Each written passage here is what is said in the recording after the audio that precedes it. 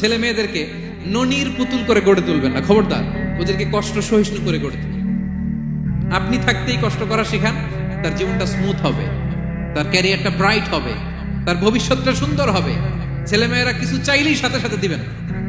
অনেক বাবা মা আছে এত আদর করে, এত বেশি আহ্লাদ করে, যা চায় তাই দেয়, পরে হিতে বিপরীত হয়, ঠিক কিনা? ছেলে মেয়েকে অভাব শেখান, ছেলে মেয়েকে কষ্ট শেখান, ওদেরকে সংগ্রাম শেখান, প্রতিকূল পরিবেশে কি করে টিকে থাকতে হয় এটার সবক শেখান। সেদিন লোকমান তাই করলেন, ছেলেদের সবর শিখাইলেন যে বাবা ধৈর্য ধারণ করো, আতঙ্কিত হবা না, জীবন চলার পথ সহজ নয়, এটাকে সহজ করে নিতে হয়। কখনো সবর করে, কখনো ক্ষমা করে, কখনো অন্যকে ইগনোর করে, কখনো দোয়া করে, কখনো আল্লাহর উপর তাওয়াক্কুল করে, ঠিক কিনা? ছেলে মেয়েকে আদর করে বোঝাবেন, বাবা এখন তুমি বাবার হোটেলে খাও, মায়ের হোটেলে ঘুমাও, সারা জীবন এমন চলবে না, দুনিয়াটা বড্ড কঠিন, এখানে কেউ কাউরে জায়গা করে দেয় না, নিজের জায়গা নিজেরই করে নিতে হয়, ঠিক কিনা? ছোটবেলা থেকেই তাকে দৃঢ় মনোবলের করে তুলতাম যে বাবা দুনিয়াটা এত সহজ নয়, এটা সহজ করে নিতে হয়। This is the life hacks. এই লাইফ হ্যাক গুলো আপনি শেখাবেন, লাইফ লেসন গুলো শেখাবেন। ধৈর্য ধরো, সৎ কাজের আদেশ দাও, মন্দ কাজের নিষেধ করো। এগুলো করতে গেলে একটু বাধা বিপত্তি আসবে, কিন্তু শেষ হাসিটা তুমিই হাসবে, ঠিক কিনা? বিজয় তোমারই হবে। কি বলেন? সময়ই কথা বলে, সময়ই কথা বলে। বিপদে ধৈর্য ধরো। বিশ্বনবী আল্লাহ বললেন, ওয়াসবির আলা মা ইয়াকুলুনা ওয়াহজুরহুম হাজরান জামিলা। নবী হে, বিপদে ধৈর্য হারা হবেন না, ভালো সময় সামনে আসছে। মক্কায় আপনারে কষ্ট দেয়, গণক বলে, জাদুকর বলে, পাগল বলে, মদিনাতে বিজয় আপনারই হবে, ঠিক কিনা? ছেলে মেয়ে যেন আশাবাদী হয়ে গড়ে ওঠে, হোপফুল, আতঙ্কিত যেন না হয়। কষ্ট শিখান, ধৈর্য শিখান। আচ্ছা গেল। এরপর তিনি বললেন, ওয়ালা তুসাইর খাদ্দাকা লিন্নাস। ও আমার কলিজার টুকরা সন্তান, ওয়ালা তুসাইর খাদ্দাকা লিন্নাস। অহংকার করে মানুষ থেকে মুখ ফিরিয়ে নিও না। ছেলেরে এবার সোশ্যাল বানানোর চেষ্টা করতেছেন, হ্যাঁ?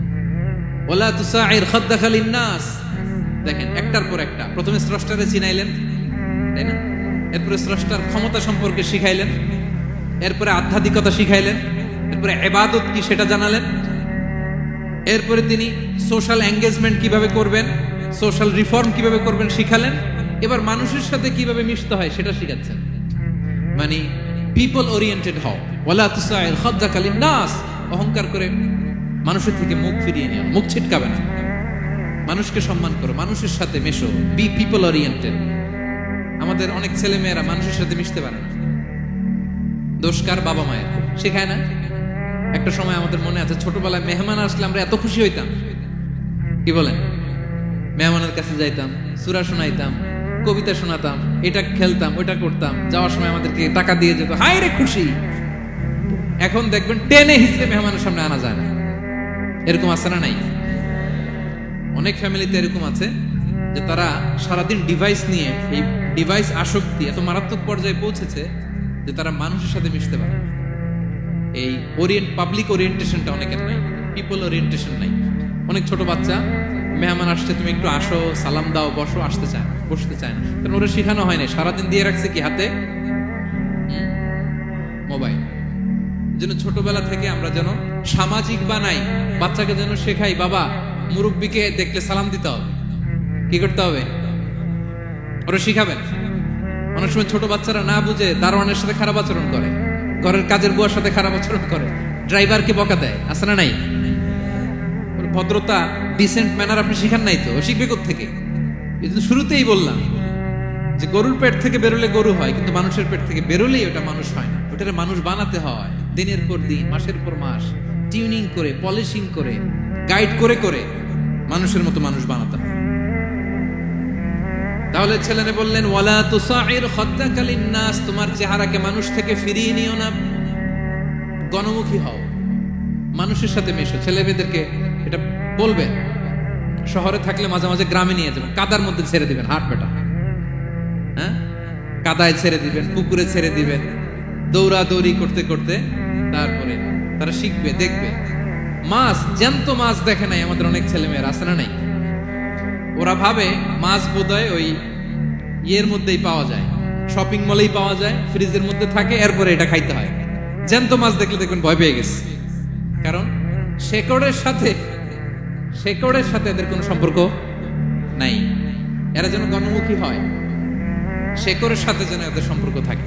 হ্যাঁ, এটাই দেখেন, এই উপদেশটা কয় হাজার বছর আগের।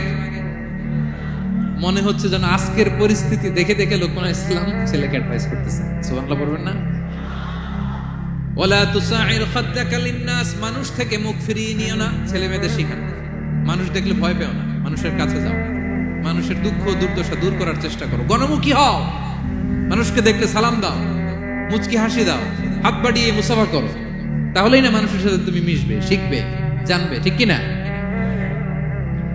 এরপরে বললেন ওয়ালা তামশি ফিল আরদি মারাহা, আমার কলিজার টুকরা সন্তান, অহংকার করে রাস্তা দিয়ে হেঁটো না, কারণ ইন্নাল্লাহা লা ইউহিব্বু কুল্লা মুখতালিন ফাখুর, আল্লাহ অহংকারীকে পছন্দ করেন না। এবার বডি ল্যাঙ্গুয়েজ শিখাচ্ছেন ছেলেকে, কিভাবে হাঁটবে। আমাদের অনেক সময় ছেলে মেয়েরা খুবই ভালো, নিষ্পাপ, শুধু ভিতরটা পরিষ্কার হইলে হবে না, আপনার জেস্টারও তো ভালো হইতে হবে। ভিতর ভালো কিন্তু প্রকাশ ভঙ্গি জানে না, আছে না নাই? এটারে ইংরেজিতে কি বলে? বডি ল্যাঙ্গুয়েজ বলে, বুঝতে পারছেন? এবার ছেলেকে বডি ল্যাঙ্গুয়েজ শিখাচ্ছে বাবা, হাঁটার সময় এইভাবে হাঁটতে হবে। ওয়ালা তামশি ফিল আরদি মারাহা, অহংকার করে রাস্তা দিয়ে হেঁটো না। এখানে তামশি বলতে শুধু হাঁটাই না, অহংকার করে ড্রাইভ করো না, অহংকার করে হুন্ডা চালিও না। এরকম আছে না নাই? আমাদের ইয়াং ছেলে মেয়েরা হুন্ডা একটা পাইলে এমন আওয়াজ করে তারা চলবে, অসুস্থদের ক্ষতি হয়, ছোট বাচ্চারা ভয় পেয়ে যায়, মাঝরাতে মানুষ লাফ দিয়ে ওঠে ঘুম থেকে। এরকম আছে না নাই?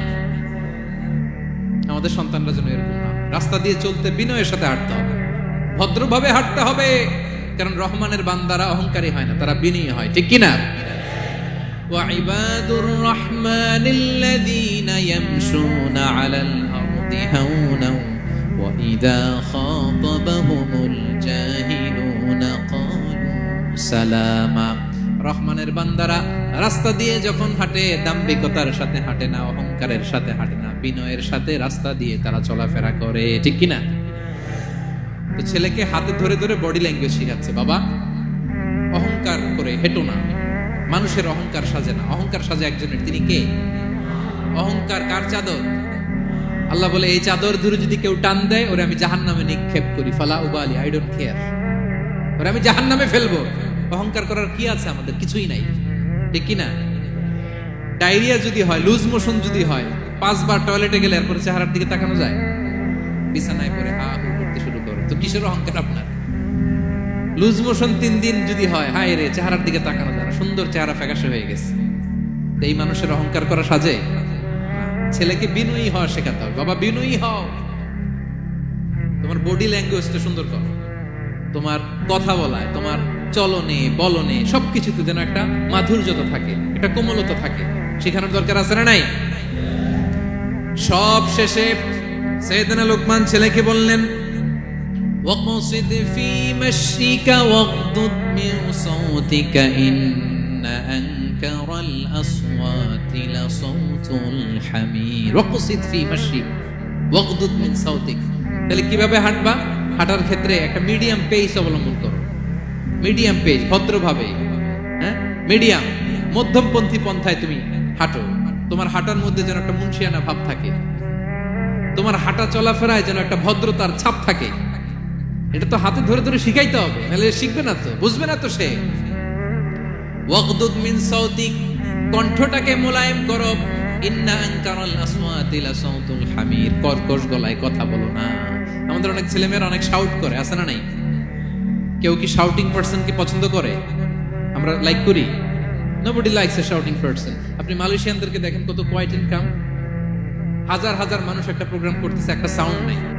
আমাদের তো অনেক বলতে হয়, অনেক অ্যানাউন্সমেন্ট, অনেক এই সেই, ওদেরকে কিছু বলতে হয় না। ওদের আমি অনেক বড় বড় প্রোগ্রামে জয়েন করেছি, হাজার হাজার মানুষ, একটা ছোট্ট ইনস্ট্রাকশন, লাইন ধরে সবাই সেটা মেনে নেয়।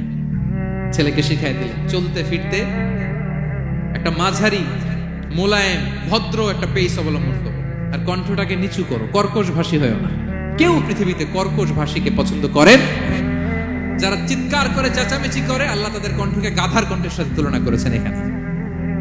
দ্য ব্রেইং অ্যাস, গাধার আওয়াজের চাইতে পৃথিবীতে নিকৃষ্ট কোন আওয়াজ হতে পারে? আল্লাহ বলে, তুমি কি তোমার কণ্ঠকে গাধার আওয়াজের মতো করতে চাও? যদি না চাও, কণ্ঠটাকে মোলায়েম করো। কর্কশ ভাষায় কখনো মানুষকে সম্বোধন করো, কারণ কর্কশ ভাষীকে, এই শাউটিং পার্সনকে কেউ কখনো পছন্দ করে না। এই উপদেশগুলো আমাদের ছেলে মেয়েদেরকে দেওয়ার দরকার আছে না নাই? আল্লাহু আকবার। প্রজ্ঞায় সুসজ্জিত এই উপদেশ মালাগুলো সে 3000 বছর আগে যেমনি প্রাসঙ্গিক ছিল, এখনো তেমনি প্রাসঙ্গিক। এই উপদেশগুলো আমরা ছেলে মেয়েদেরকে দিতে পারবো তো?